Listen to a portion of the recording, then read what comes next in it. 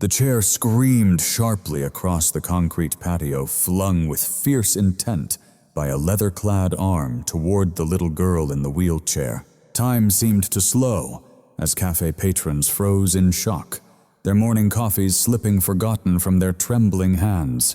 The German Shepherd moved like a flash of liquid lightning. Muscular and swift, he positioned himself between the airborne chair and the helpless child, his teeth bared, in a silent, fierce warning that forced even the toughest men to step back. The biker, Derek, stood with his feet solidly planted, a smirk tugging at the corner of his mouth that never quite reached his eyes.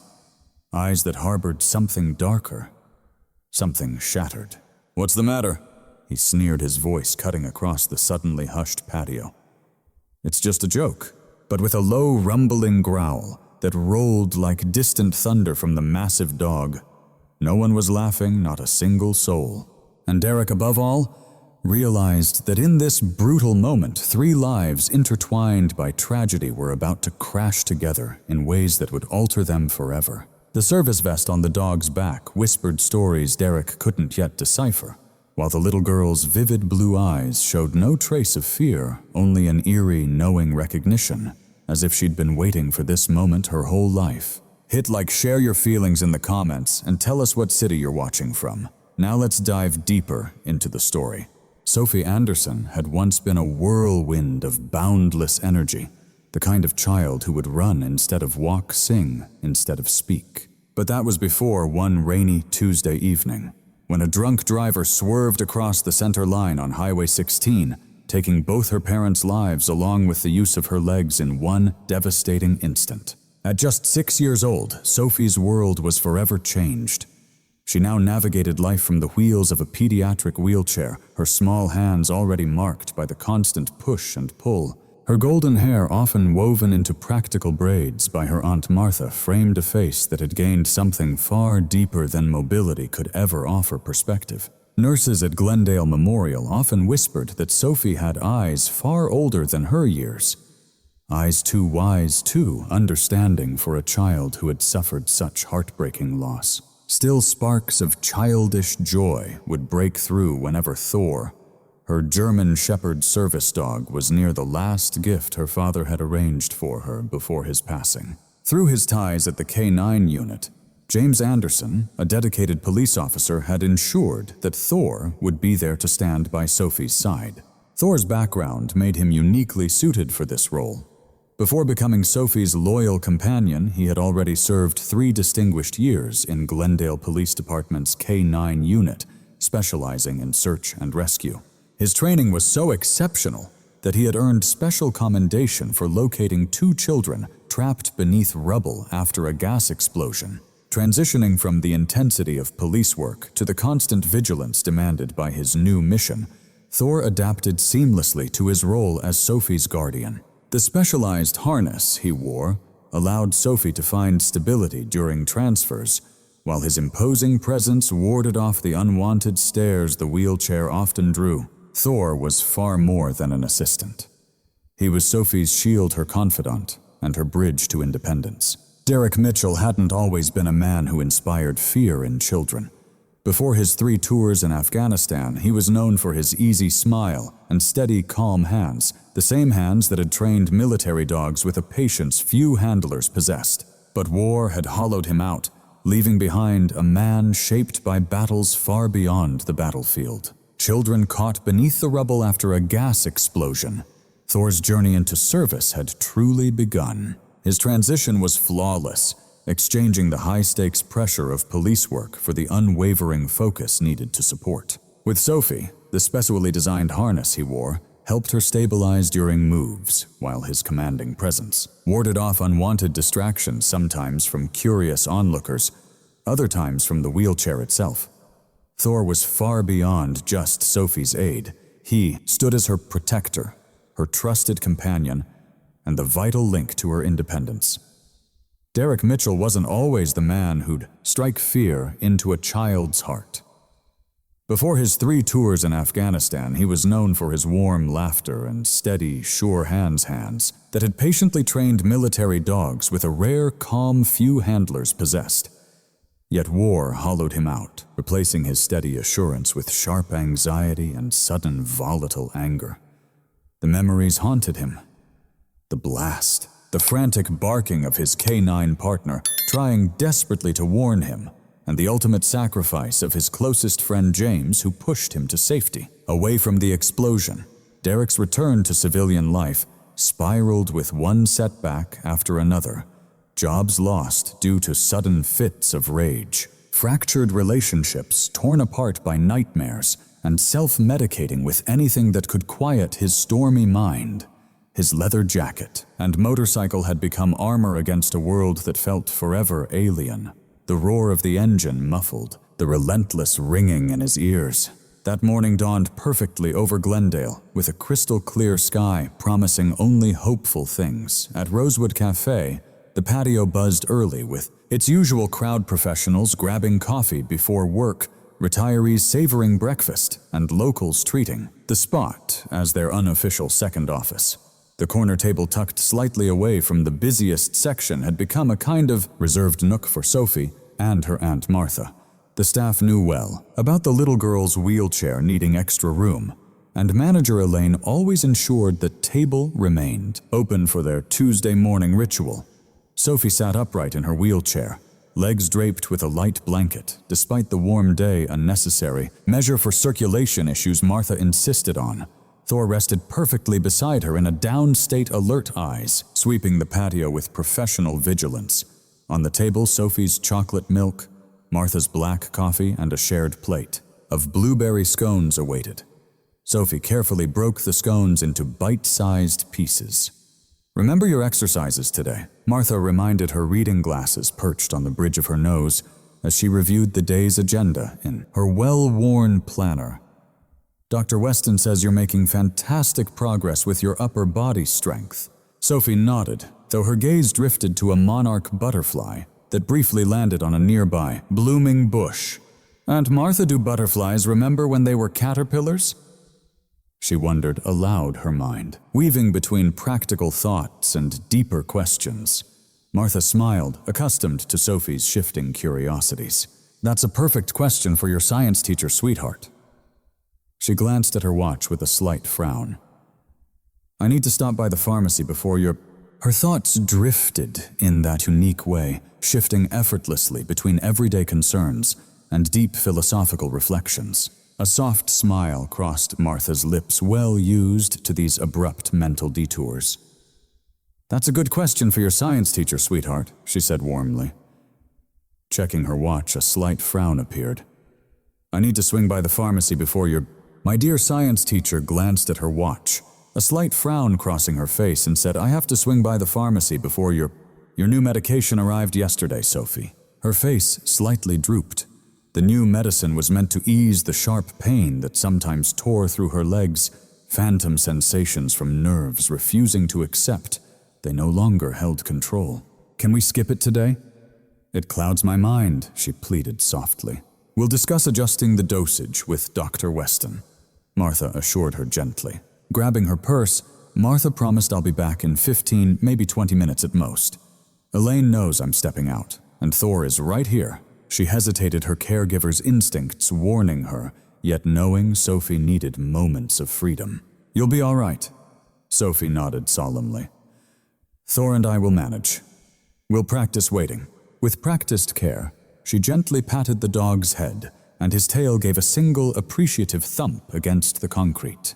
Martha bent down to press a soft kiss to Sophie's forehead, her hand instinctively checking that the medical alert pendant was securely fastened around Sophie's neck. "I'll be back in a flash," Martha promised, her sensible shoes clicking briskly across the patio. Sophie shifted her focus to her chocolate milk, grasping the plastic cup firmly with both hands, just as occupational therapy had taught her. Thor stayed alert right beside her, his posture calm, but ready for anything. Several customers smiled or nodded in Sophie's direction. Over time, she had become a familiar presence at the cafe, her quiet strength and occasional bursts of laughter, a moving testament to resilience that inspired many. The tranquil rhythm of the morning carried on for another 10 minutes.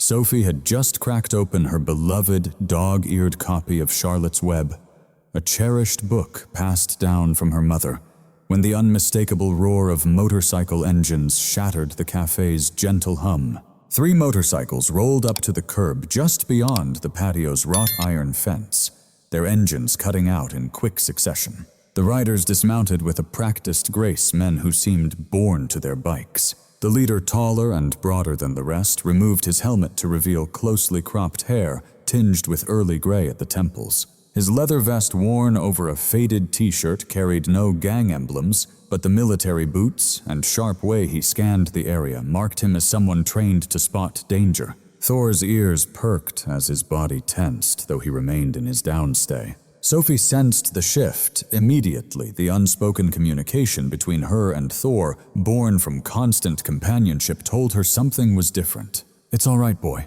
she whispered, even though the atmosphere had changed in a way her young mind could clearly feel. The 3 men made their way toward the patio, the leader striding slightly ahead. A waitress approached with a sour look, but Derek, the leader, dismissed her brusquely. "Just coffee." "Black," he said sharply. His voice boomed across the patio, too loud for such a quiet place, as if he'd forgotten how to soften his tone for a civilian crowd. As the men took seats near the entrance, their presence seemed to expand beyond their physical space. Conversations at nearby tables quieted, becoming more cautious. Derek's restless eyes swept the patio, briefly settling on Sophie and Thor before glancing away. But moments later, his gaze snapped back, more focused on the German shepherd. "That's a fine-looking dog," he murmured to his companions, his voice loud enough for Sophie to catch. The youngest man, who introduced himself to the waitress as Mac, shrugged dismissively. "Just some kid's pet," Mac said casually. Derek laughed, a harsh edge underneath. "That's no pet. Look at how he's positioned, the way he's watching everything." He tapped his fingers on the table in a sharp military rhythm. "I'll bet money he's trained." Overhearing this, Sophie felt a subtle swell of pride. People often praised Thor, but few truly understood the depth of his training. She glanced toward the cafe entrance, hoping to see Aunt Martha returning, but the doorway remained empty. The waitress carried 3 mugs of coffee over to the men's table as she walked. Suddenly, Derek Rose's approach snapped Thor into high alert, though the dog stayed rooted in place. "I'm going to check that dog out," Derek announced, ignoring the eye roll from his friends. "Leave it, Mitchell." One man muttered, "Just drink your coffee." But Derek was already moving.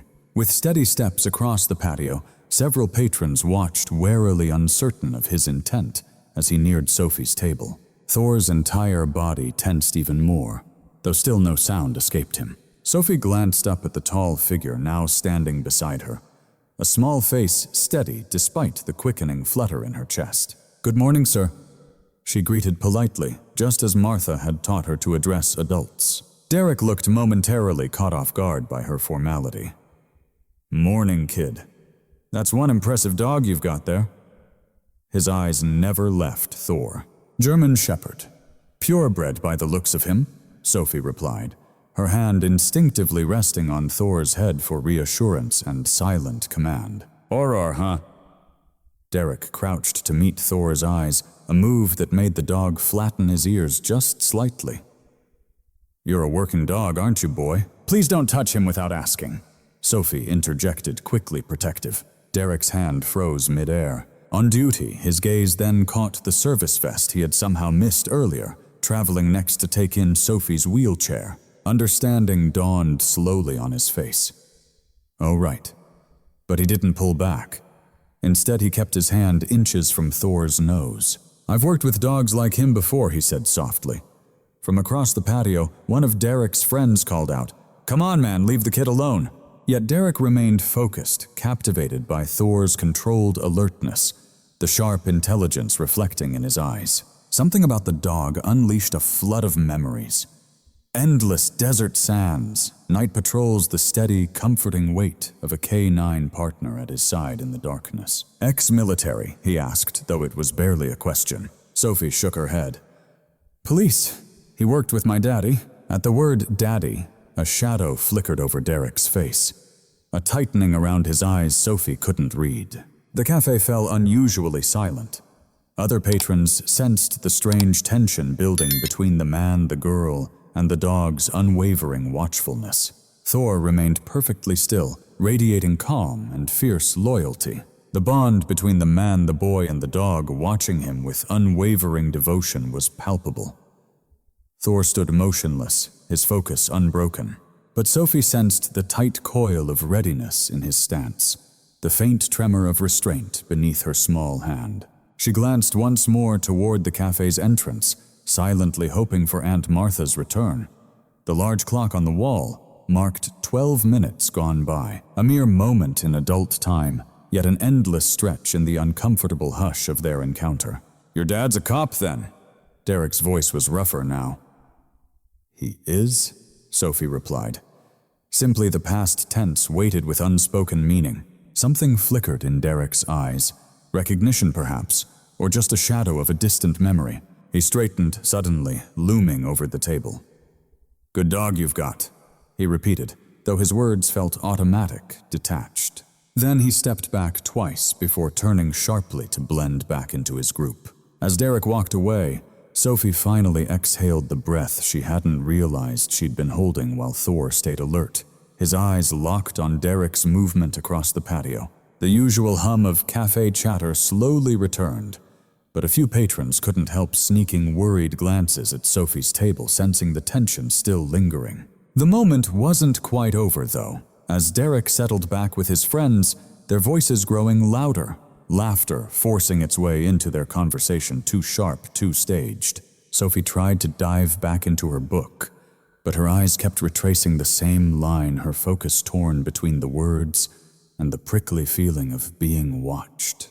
Thor sensed it too, his body-tense eyes fixed on the trio whose presence had shattered the calm of the morning. Somehow, Sophie's childlike intuition whispered that this encounter was just the opening act of a storm yet to come. Derek returned to his group with a strange look, a mixture of curiosity and unease carved deep into his weathered face. He took a slow swallow of his coffee, wincing at the bitterness, muttering loud enough for his friends to catch, but low enough to not carry over the patio. "That dog's got police training. Not just any service dog." Mac, the youngest of the three with a patchy beard barely hiding his youth, eyed Sophie's table and cracked, "So you planning to start a fan club?" His joke fell flat. Derek's expression darkened. "I worked with dogs like that," he said, fingers tapping a steady rhythm on the table. The same persistent beat that came whenever his mind drifted back to his tour in Afghanistan with the K9 unit. "Same training principles. That dog's watching me like it knows something." Cal, the third man and a former army mechanic who served beside Derek on their second deployment, shook his head. "It's just a dog, Mitchell. You're making the kid uncomfortable. Let it go." But Derek couldn't shake it. Something about that German shepherd unleashed a flood of memories, the disciplined stance, the sharp, calculating gaze reminding him too much of Axel, his K9 partner, who had saved his unit twice before the area exploded.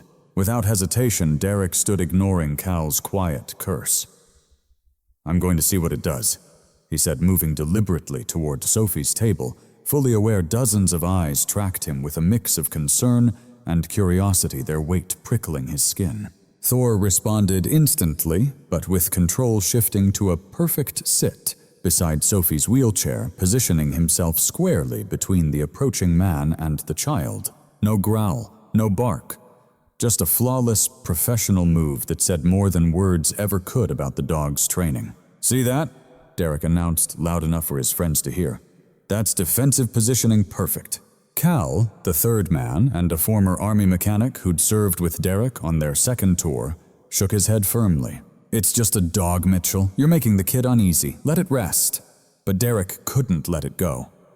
There was something about that German shepherd that unlocked a flood of memories. The disciplined stance, the sharp intelligence in those eyes. They had tracked him across the patio, watchful in a way that stirred memories of Axel, his K9 partner, who'd saved his unit twice in the past, detecting threats no one else could in the nick of time. Derek rose, ignoring Cal's muttered curse. "I'm just going to see what he does." He stepped deliberately back toward Sophie's table, feeling the gaze of several patrons filled with quiet worry, their stares prickling his skin, sparking the hypervigilance that never quite faded. Thor's response was immediate, but composed. The dog shifted and rose into a flawless sit beside Sophie's wheelchair, positioning himself squarely between the man approaching and the girl. No growl, no bark, just a precise professional move that spoke louder than words about his training. "See that?" Derek said, voice loud enough for his friends to hear. "Defensive positioning spot on." Execution halted 5 feet short of the table, honoring the invisible line Thor had firmly drawn. "Has your dog ever been deployed overseas, kid?" Sophie shook her head, her small fingers gently resting on Thor's shoulder. "No, sir. Thor serves the Glendale Police Department in search and rescue." Her voice was steady, polite, though her sharp blue eyes betrayed alertness. Derek tilted his head, studying Thor with an intense gaze that made nearby patrons shift uncomfortably in their seats. "Search and rescue, huh?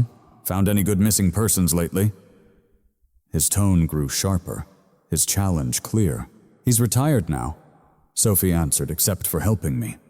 She gestured softly toward her wheelchair, that single movement heavy with meaning. Derek's eyes lingered on the wheelchair before snapping back to Thor.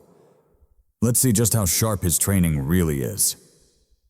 Without warning, he clapped his hands sharply, the sound splitting the patio like a shot. Coffee cups rattled, startled patrons jumped. A woman gasped at the next table, but Thor didn't flinch or bark. His ears flattened momentarily, muscles tensed, yet he held his perfect stance, eyes locked on Derek, his focus unwavering. "Enough cow," came a voice from their table, half rising from the chair. "Leave the kid and her dog alone."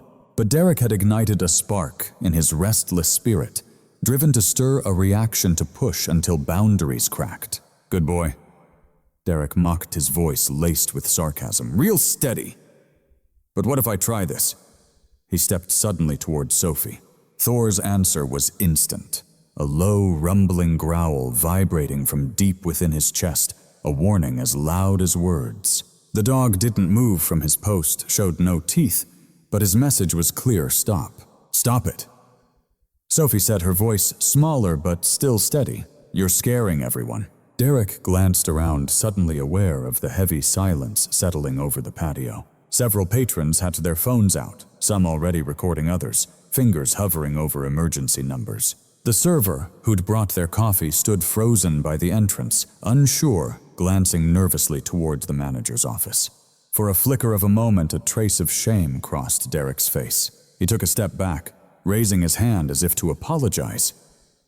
Just testing his training, he muttered the excuse hollow even to himself. No harm meant. Thor's very well trained. Sophie kept her hand gently resting on the dog's shoulder. "My dad made sure of that before he went to heaven." Her composure cracked at the last words, a child's sorrow flickering beneath her calm exterior.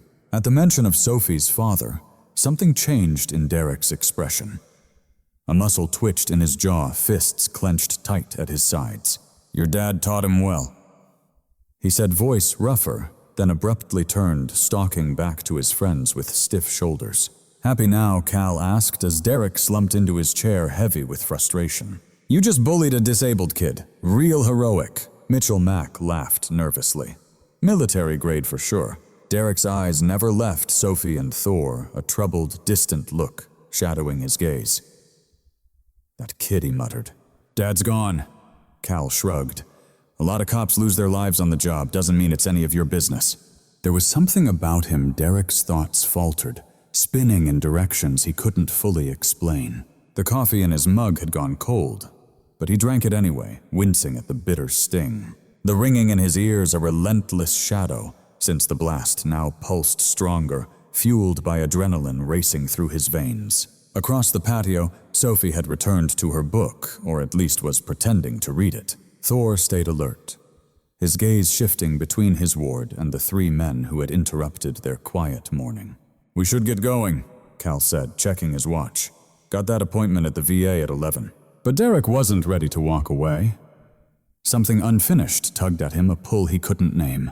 He watched Sophie turn a page, her movements cautious, deliberate. There was a hint about her that gnawed at Derek's memory, something just out of reach. "One more test," he blurted, pushing back from the table. Cal grabbed his arm. "Derek, no, we're leaving now." Derek shrugged him off sharply. "Just one more. I need to see something." He strode across the patio before Cal or anyone else could stop him, ignoring the whispered comments trailing him. Thor sprang up as Derek moved forward again, bracing himself between the advancing man and Sophie. This time the dog's hackles rose, his stance broad and unmistakably protective. "Sir, please return to your seat," Sophie said, voice steady, despite the tension gripping her small frame. "Thor doesn't like fast strangers." Derek paused, but took a step closer, just out of arm's reach. "Smart dog," he said, eyes locked on Thor instead of Sophie. "Knows when someone's dangerous." He shifted slightly. Thor's growl deepened, echoing sharply across the suddenly quiet patio. Some patrons stood frozen, unsure to intervene, while others quietly edged away from the mounting standoff. "I'm no threat," Derek said, though his posture betrayed everything but. "Just curious about how good he really is." Without warning, he reached toward Sophie's book. Thor's reaction was swift and precise. The dog stepped forward just enough to block Derek's hand. His teeth stayed hidden, but his stance screamed protectiveness. The growl never ceased, a continuous warning that sent chills down the back of Derek's neck. "See," Derek said, pulling his hand back. "Perfect threat assessment. Your dad trained him just to protect you, didn't he?" Sophie nodded slowly. "Thor keeps me safe." Her voice shook slightly, the first crack in her carefully built calm. From across the patio, Mac called out, "Come on, Derek, let it go, man." But Derek was locked in a battle of wills with the German shepherd, whose discipline both challenged and intrigued him. "Let's see what happens if I do this," he said. And before anyone could react, he reached to touch Sophie's. "Watch what happens if I do this," he said. And before anyone could react, he reached out to touch Sophie's hand. In an instant, the wheelchair-bound dog's warning growl surged into a fierce, commanding bark that rooted Derek to the spot. The dog held his ground, not lashing out, but standing steadfast, making it painfully clear this was his final warning. Nearby, a woman abruptly rose from her seat, her chair scraping harshly against the concrete floor. "That's enough," she declared sharply, her voice slicing through the heavy tension. "Leave that child alone right this moment." Derek shot a glare her way, irritation flickering across his face. "Mind your own business, lady, I'm not hurting anyone." "You're intimidating a disabled child," the woman shot back, firmly stepping forward. "And I've already contacted the manager." On cue, the cafe manager appeared, a middle-aged woman with a resolute expression. "Is there an issue here?" she asked, though her eyes betrayed that she already knew the truth. Derek reluctantly stepped away from Sophie's table, his hands rising slightly, a shaky mix of surrender and dismissal. "No problem," he muttered. "Just appreciating the dog's training." Another customer interjected. "Man, he was scaring Sophie." The manager's gaze hardened. "Sir, I'm going to ask you and your crew to leave. We have zero tolerance for harassment here at Rosewood." Derek's expression darkened, a flush creeping up his neck. "Harassment? I was just talking to the kid." "You were intimidating my dog," Sophie whispered nervously. "Please stop," she added softly. No blame, only quiet, undeniable clarity.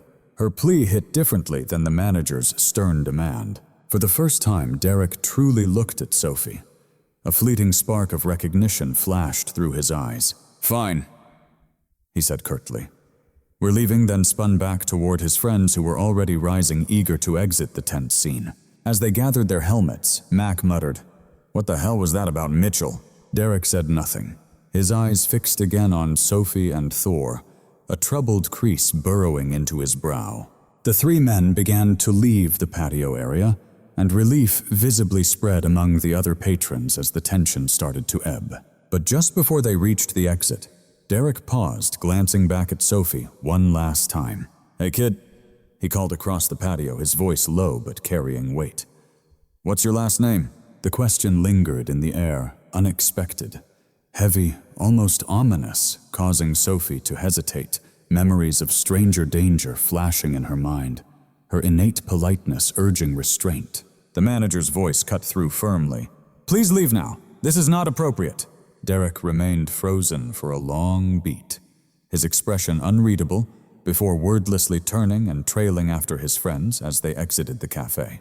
The deep rumble of motorcycle engines soon filled the air, marking their departure. As silence returned to the patio, several patrons approached Sophie's table, offering kind words and gentle concern for her well-being. Thor gradually lowered his guard, though his eyes stayed locked on the cafe entrance, expecting Derek's possible return. Sophie sat motionless, her book forgotten in her lap, quietly watching the now empty doorway. Sophie sat waiting, her book forgotten in her lap, eyes fixed on the empty doorway as if expecting Derek's return. Her expression was thoughtful, a maturity far beyond her years.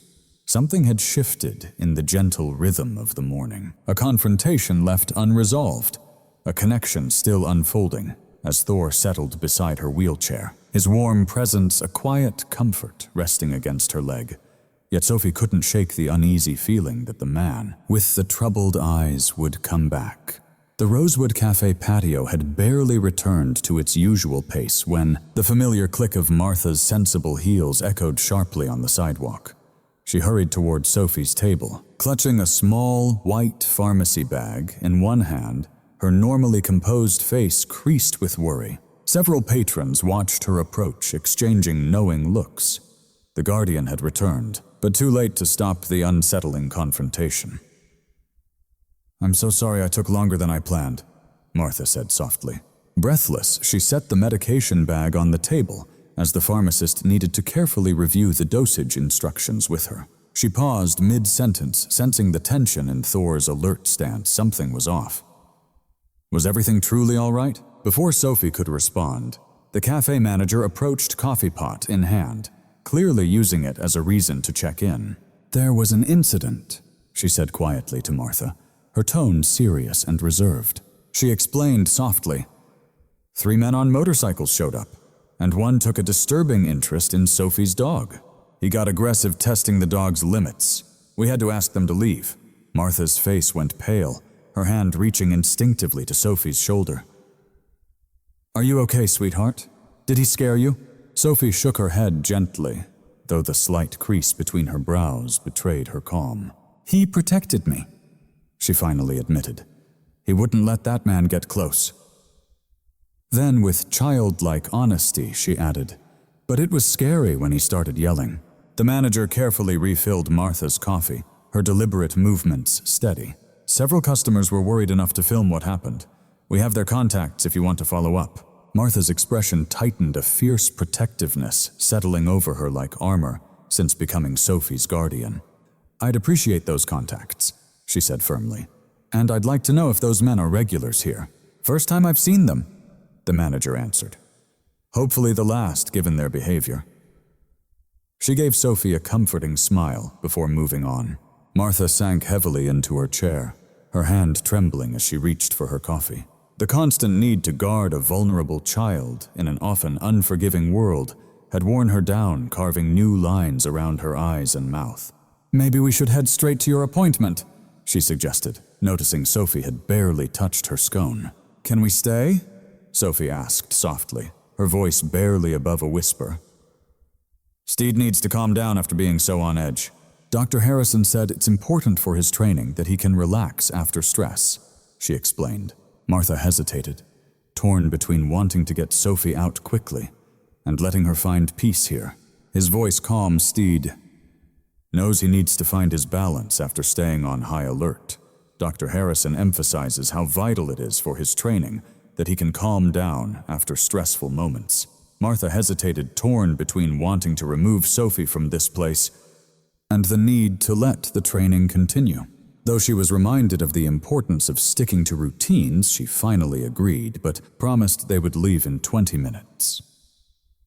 As they sat amid a tense silence, several patrons approached their table. Some came to voice concern, others to applaud Thor's calm demeanor, and a few to share stories of their own service dogs, who had stood by them as indispensable companions. A retired man who introduced himself as a former K9 handler especially praised Thor's self-control. "That's training at a pro level. he said, nodding appreciatively at the German shepherd now calm in a downstay position. Most dogs would have lost it much sooner with that kind of provocation. Your dog assessed the threat perfectly without going overboard. Sophie nodded, a flicker of pride breaking through her lingering unease. My daddy said Thor was the best in his category. That's why he picked him for me, she shared softly. The man smiled warmly. Your daddy made a smart choice. When they finally departed from the cafe, Martha remained hyper-vigilant, scanning both the street and parking lot with sharp focus.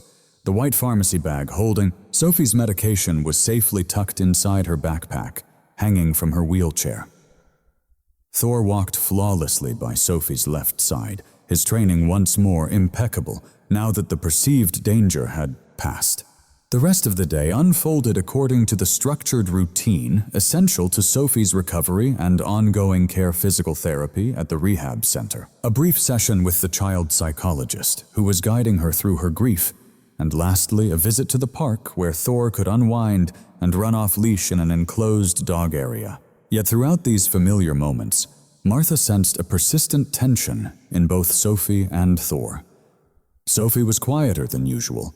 Her normally curious mind seemed absorbed by private thoughts she wasn't sharing. And though Thor responded perfectly to every command, his alertness remained heightened, something the other service dog handlers at the rehab center immediately picked up on. Tough day, Ellie asked quietly her golden retriever service dog, assisting with her own battle against multiple sclerosis. She and Martha often exchanged knowing looks, the silent bond between those navigating the trials of disability. Sophie dealt with some motorcycle riders testing Thor's training at the cafe this morning, Martha responded in a low voice. Apparently, they thought it was funny to see how a service dog would react to escalating intimidation. Ellie's face darkened. Sadly, it's not rare. Some folks just don't get that service dogs are working, not performing. She hesitated, then gently asked, "Was Sophie scared?" Martha watched through the glass as Sophie focused on strengthening exercises, her therapist gently encouraging her while she used adaptive equipment. She said no. Martha answered, but then trailed off as suppressed worry from the day surfaced. It's hard to tell sometimes with Sophie. Since the accident, she's become so guarded. The psychologist says it's her way of controlling things when everything else feels out of control. Rough day, Ellie said gently, her golden retriever service dog faithfully at her side, understanding the burden of chronic illness. She and Martha exchanged a knowing look, the silent bond shared by those navigating disabilities together. Meanwhile, Sophie faced a tough morning as some motorcycle riders tested Thor's training at the cafe. Martha kept her voice low, recounting the scene. Apparently, they thought it was funny to see how a service dog reacts to threats. Ellie's face darkened. Unfortunately, that's not rare. Some people just don't get that service dogs are working, not entertaining. She paused, then quietly asked, "Was Sophie scared?" Martha watched through the glass as Sophie worked on strengthening exercises, her therapist's encouragement steady beside her. What she says, but she fell silent, the worry she'd been holding back all day bubbling up inside her. It's tough to read Sophie sometimes, especially since the accident. She's become so guarded, the psychologist calls it a survival mechanism. When everything else slips beyond your grasp, you cling fiercely to what you can control, even if that means holding tight to your emotions. Ellie nodded quietly, recognizing that self-protection wears many faces on a night like this. As Martha assisted Sophie through her bedtime routine, the practiced transitions from wheelchair to bathroom to bed that had become second nature over the past year, she noticed Sophie seemed miles away, lost in a silent world. Her answers came short, unlike her usual lively self, prompting Martha to gently probe, "Are you still thinking about what happened today at the cafe?" while helping Sophie slip into her pajamas, carefully managing her leg braces and catheter with that delicate balance of physical aid and tender respect for a growing girl's dignity. Martha waited for a response. Sophie nodded her fingers, absent-mindedly stroking Thor, ever faithful, lying close at hand. "He's not a bad dog," Sophie finally said after a long pause. Martha's hand froze, adjusting pillows mid-motion. The one testing Thor. Sophie continued softly. He acted so wrongly. Good people don't scare kids or mess with service dogs, Martha reminded gently. Sophie's gaze was steady eyes, sad, like a picture of her dad. Before he got better, the man who came home from overseas, broken the first time. The comparison hit Martha hard. James had battled his own demons after that first deployment. The haunted look, the sudden flinches at loud sounds, the sleepless nights. But he had fought for healing, pushed through the darkest hours before heading back for a second tour, before meeting Sophie's mother, before building the loving family later shattered on that rainy highway. Some folks see things too heavy to carry, Martha said cautiously, but that never justifies frightening others. Thor knows he's sad too, Sophie stated with that clear certainty only children hold. That's why he never bites him. Thor only bites the bad people, not the sad ones. Martha had no reply to such pure, simple clarity. Instead, she finished tucking Sophie in, placing medication and a glass of water close by, then quietly switched on the monitor so Sophie could reach out through the night if she needed. "Sleep tight, sweetheart," Martha whispered, pressing a gentle kiss to Sophie's forehead. "Thor's right here and I'm just down the hall." As the light switched off, leaving only the soft glow of a nightlight in the corner, Martha caught Sophie's small voice one last time. "I think he's going to come back." A cold shiver ran down Martha's spine. She spun to ask what Sophie meant, but the child's eyes were already closed, breaths deepening into sleep. Martha lingered in the doorway, watching the steady rise and fall of Sophie's chest, Thor's loyal silhouette resting just beside her bed. The events of the day unsettled her more than she could say, not just the confrontation, but Sophie's strange reaction to it. Remarkably resilient, Sophie had endured so much trauma, yet she possessed an extraordinary gift, the ability to truly read people, to perceive the pain lurking beneath their angry fronts. James had shared that same rare insight. Martha recalled vividly how her brother had a deep, instinctive grasp of others' motives, especially when clouded by suffering. That understanding shaped him. It was what made him who he was. Sophie's eyes were already closed, her breathing slowing into a peaceful rhythm as sleep took hold. Martha lingered at the doorway, quietly watching the steady rise and fall of Sophie's chest, Thor's loyal shadow resting faithfully beside the bed. The day's events had unsettled her deeply, though she struggled to put it into words not just because of the confrontation itself, but because of Sophie's strange reaction to it. For a young girl who'd suffered so much pain, Sophie had an uncanny gift for sensing people's true feelings, reading the hurt beneath their angry faces. James had been just the same. Martha recalled how her brother instinctively understood what drove people, especially those carrying hidden wounds. It was a rare empathy. He was an outstanding police officer, perfectly suited for community policing, and Christ's intervention. Did he pass that gift on to his daughter? Or is it that those who've truly suffered develop a keener sense of pain in others? The next morning unfolded with an unexpected turn as Martha prepared breakfast, meticulously slicing Sophie's toast into bite-sized pieces and measuring out her morning medications. Then the house phone rang. Calls to the landline were rare. Martha kept it mainly for emergencies, worried that cell service might falter when it mattered most. At the Anderson home, she answered, cradling the phone between her shoulder and ear while finishing Sophie's breakfast tray. "Mrs. Anderson." A male voice spoke calm and professional. "This is Officer Daniels from the Glendale Police Department. I'm reaching out regarding an incident report filed yesterday by the manager of Rosewood Café." Martha's hand froze. "Yes, I'm aware my niece was the child involved. We'd like both you and your niece to come down to the station to give a statement," the officer said solemnly. "We take harassment of disabled individuals very seriously. Several witnesses have provided video evidence of the encounter." "I understand," Martha replied, glancing down the hallway where Sophie still slept. "Can I ask what led to this follow-up? Did those men cause trouble anywhere else?" A slight pause hung in the air before the officer responded. "One of the individuals involved came to the station late last night. He seemed deeply troubled by his own actions and shared information suggesting this wasn't just a random incident. Given the circumstances and the department's connection to your family," the voice lowered. "Captain Brooks would like to speak with you personally." Martha's grip on the phone tightened. "Connection to my family. Your brother was James Anderson, right?" "Yes." The officer confirmed, quietly, one of our own who passed away last year. A cold dread crept into Martha's chest. "What does James have to do with the café incident?" "I believe Captain Brooks prefers to discuss that in person," Officer Daniels replied. "Would 10 o'clock this morning work? We'll ensure the interview room is fully wheelchair accessible for your niece." After confirming the appointment and hanging up, Martha stood rooted to the spot in the kitchen breakfast, forgotten.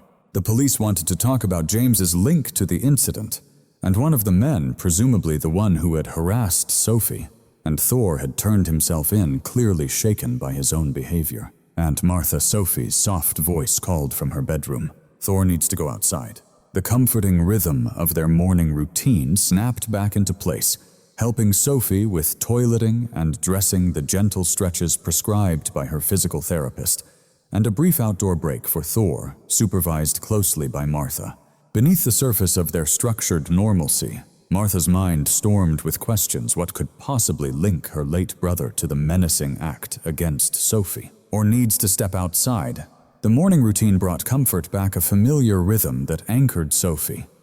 Martha helped with bathroom care and getting dressed gently, guiding Sophie through stretches prescribed by her physical therapist, while Thor took a brief walk outside under Martha's watchful eye. Yet beneath the steady morning routine, Martha's mind swirled with questions. What tie could possibly bind her late brother to the man who'd shown such aggression? A stranger at the café gently helped Sophie into her wheelchair, carefully adjusting her legs into place and fastening the safety belt securely. Martha wrestled with how much to reveal about the call from the police department. Sophie had endured so much already. The last thing she needed was more uncertainty or added stress, yet she was remarkably intuitive, often sensing when adults chose to hold back the truth. "We need to go to the police station this morning," Martha finally said, setting Sophie's breakfast tray on the arms of her wheelchair. "The police want to talk to us about what happened at the café yesterday." Sophie nodded, not at all surprised, likely because of the man who had confronted Thor. "Yes," Martha confirmed, watching Sophie's expression closely. "The police said one of the men went to the station last night. He was upset about how he acted." A small crease of sadness appeared between Sophie's brows. The man with the loud voice, she thought. Martha was struck by Sophie's description of the man as sad rather than frightening or cruel, the kind of words a child might use after being intimidated. Sophie fell silent for a moment, methodically cutting her toast into smaller, even slices than Martha had prepared. When she spoke again, her voice was gentle but steady. "Is it because he knew? My daddy..." The question hit Martha like a sudden shock, freezing her mid-pour of orange juice. She carefully set the pitcher down and turned fully to face Sophie. "Why do you think that?" Sophie shrugged, a small movement, limited by her weakened upper body strength. "The way he looked at Thor, and he asked me my last name before they left. I think he recognized Thor from somewhere." Martha knelt beside Sophie's wheelchair, bringing herself down to eye level. "Sweetheart, did that man say anything about your father?" "Anything I didn't hear." Sophie shook her head no, but added, "His eyes changed when I said Thor works with Daddy, and when I said Daddy was in heaven."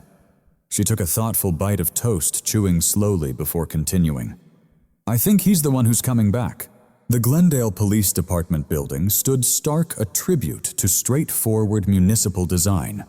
Sharp lines and functionality softened only by the American flag waving above the main doors. Martha guided Sophie's wheelchair up the gentle incline of the ramp, with Thor walking flawlessly at their side heels in perfect sync. Though they had visited many times while James was alive, Martha felt a pang of anxiety as they neared the glass doors. This wasn't a friendly visit or family reunion. It was about the unsettling incident from yesterday. Inside, Officer Daniels met them in the lobby, a sturdy man with a neat beard and warm eyes that crinkled with kindness as he knelt to meet Sophie at eye level. "You must be Sophie," he said softly. "I knew your dad, he talked about you all the time." Sophie nodded solemnly. "This is Thor. she said, motioning to the German shepherd who stayed perfectly composed despite the busy station's distractions. I know Thor too, Officer Daniels replied, nodding respectfully toward the dog. Best search and rescue dog we ever had. He straightened and turned to Martha. Captain Brooks is waiting for you in the tia. The building stood tall and practical, a tribute to